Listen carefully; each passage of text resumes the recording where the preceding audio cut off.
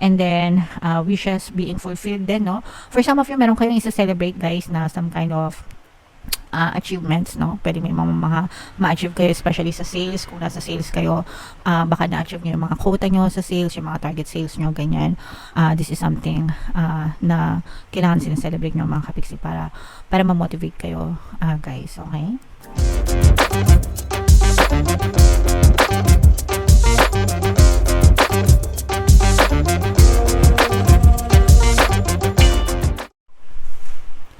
Hello guys, hello Sagittarius, welcome back to Pinoy Pixie Tarot. Ang pamagatang episode natin for tonight is first half kapalaran ngayong December 1 to 15 mga kapiksi para sa Sagittarius, Sun, Moon, Rising Sign, and Venus. By the way guys, nakapublish na sa channel natin yung inyong 2025 kapalaran. Kung hindi nyo po napapanood guys, punta lang kayo sa homepage natin and hanapin nyo lang yung video para sa zodiac sign nyo. So, yeah. Unahin natin itong deck na to. Tingnan natin yung mga mensahe sa inyo, yung mga pwede nyo ma-experience or maranasan ngayong first half ng December 1 to 15. Wow.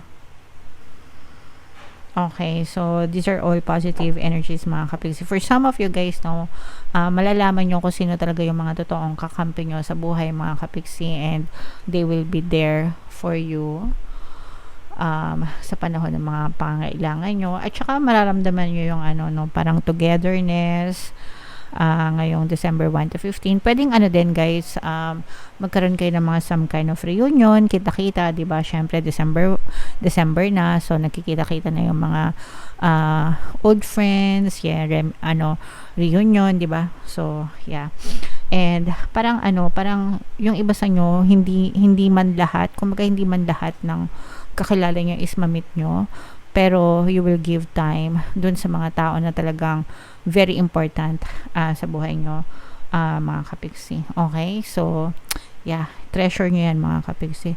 And ito naman guys, this is fate, destiny mga kapiksi. Kumbaga para sa inyo guys, parang na-experience nyo na yung mga bagay na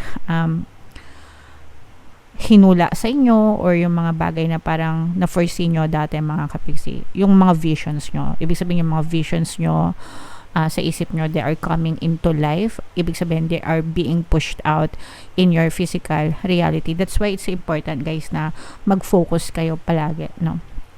Kung ano yung vision nyo sa isip nyo, yung mga ini-imagine nyo, yung mga dinidaydream nyo mga kapiksi, you always hold that thought in your head, kahit once a day lang mga kapiksi, give it some thought, and then eventually it will be pushed out sa reality nyo mga kapiksi. Ibig sabihin may experience nyo din siya, and it will feel like destiny, it will feel like fate, pero ang totoo, it's you.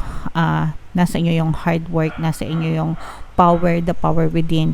Pinush out nyo lang siya sa inyong physical reality, or the universe just pushed it out sa physical reality nyo mga kapiksi. Naintindihan nyo ba? Kasi parang projector yan yung buhay natin, parang projector or parang TV, no?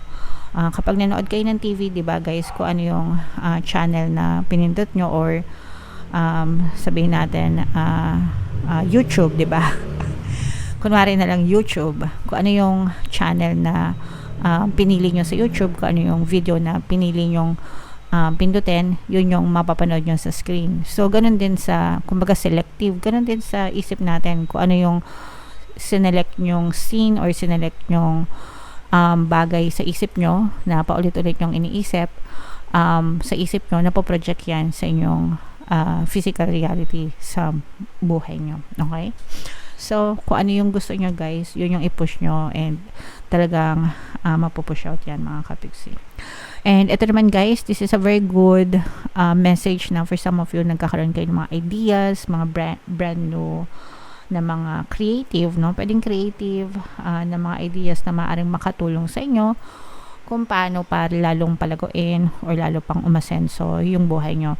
Yung iba parang nagpa-planning na rin kayo as early as now for 2025 na mga plans nyo.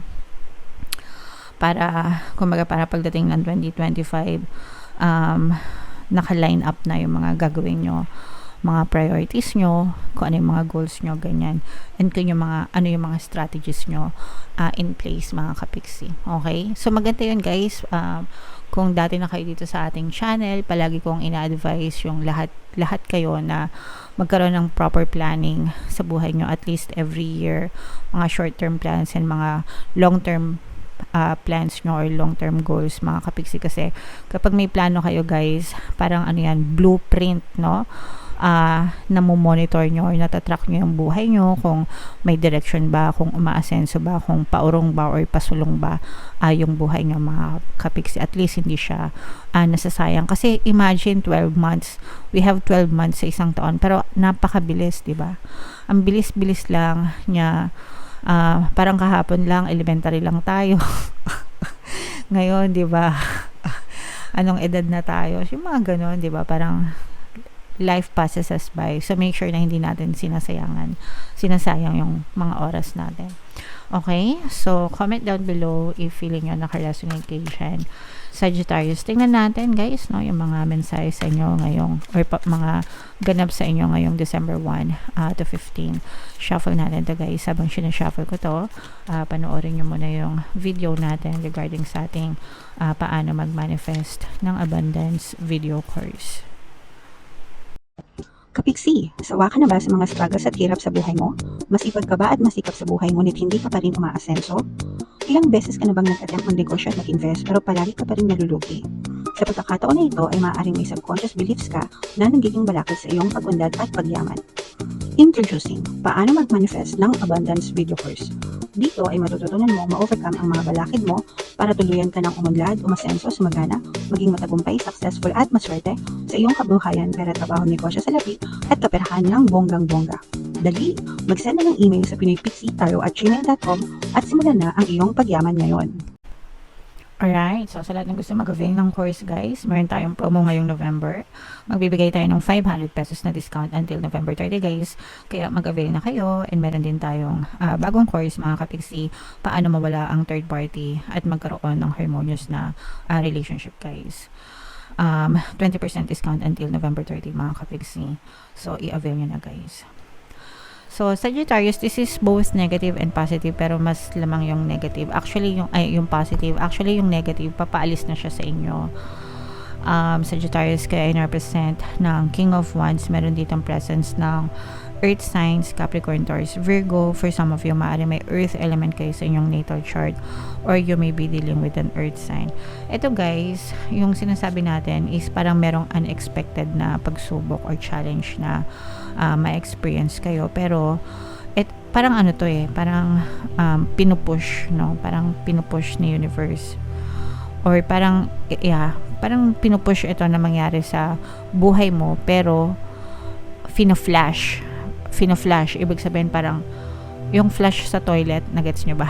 Yun yung ibig sabihin ng flash, parang fina-flash siya sa toilet, ibig sabihin para mawala, no? Para mawala sa buhay mo.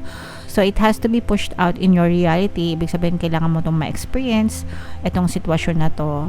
Pero, kumbaga parang blessing in disguise. Para, kailangan mo siyang ma-experience, pero totally mawawala siya sa buhay mo.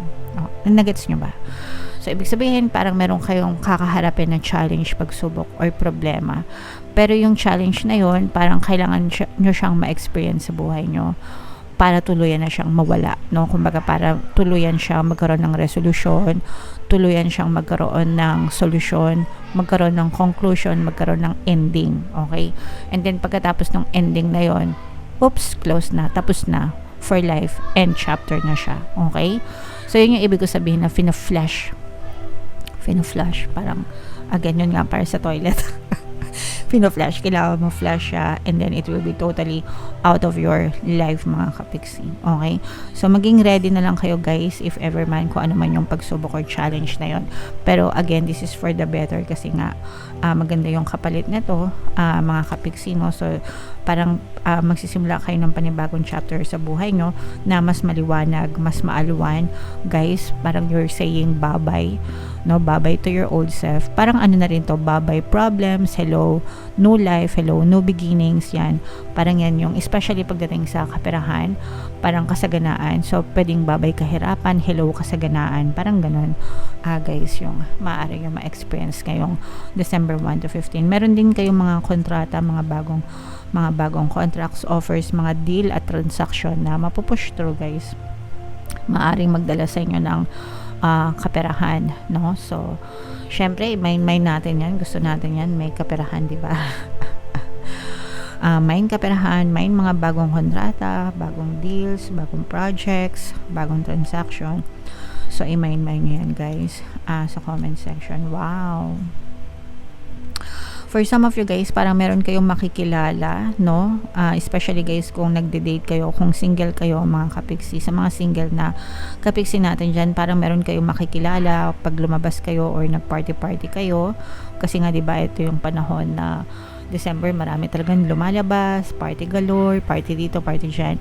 Parang meron kayong makikilala na magpapatibok ng inyong puso. This is somebody na parang strong Aquarius sign, mga kapiksi. Meron ding earth sign, Capricorn, Taurus, Virgo. Pero this person is very mature, mga kapiksi. Somebody na nakakaintindi sa'yo, somebody na nakakaunawa sa inyo, guys, no? Parang especially yung personality mo, parang napapangiti ka niya, napapalabas niya yung positive side mo kapag ka nagkukwentuhan kayo or nagkukonect kayo, ganyan. So parang kahit na, let's say for example, may facade ka, kunwari pagka sa personal masungit ka or suplada ka, ganyan. Pero siya, napapalabas niya yung giggly side mo, yung goofy side mo, napapalabas niya. So meron siyang ganong kakaibang charm. Ay! Ewan ko sa inyo. Kilig-kilig na naman dyan yung mga Sagittarius na mga single, o sa mga single para sa inyo. Syempre guys, pag taken na kayo, wag nyo nang i-entertain yan, okay? And then, wishes being fulfilled din, no? For some of you, meron kayong isa-celebrate, guys, na some kind of achievements, no? Pwede may mga ma-achieve kayo, especially sa sales. Kung nasa sales kayo, baka na-achieve nyo yung mga quota nyo sa sales, yung mga target sales nyo, ganyan. This is something na kailangan sineselebrate nyo, mga kapiksi, para ma-motivate kayo, guys, okay? Okay. So, yeah, sobrang ganda, Sagittarius, no? I-mind nyo yan lahat sa comment section. Itong mga target achieved, itong mga no love connection na to, mga kapiksi, itong mga bagong simula, no? Mga kaperahan, yan. Mind yan, guys, sa comment section. Deserve nyo yan, mga kapiksi. Okay? And comment down below, guys, if naka-resonate kayo. Ito yung ating 2025 kapalaran, guys. Panoorin nyo na. And ito naman yung ating success stories ng paano mag-manifest ng abundance video course. Click here to subscribe, guys. And ito yung ating mga pampaswerte subliminals. Thank you for liking, sharing, and subscribing. And see you again next time. I love you all, mga kapiksi. Have a nice day. Bye-bye.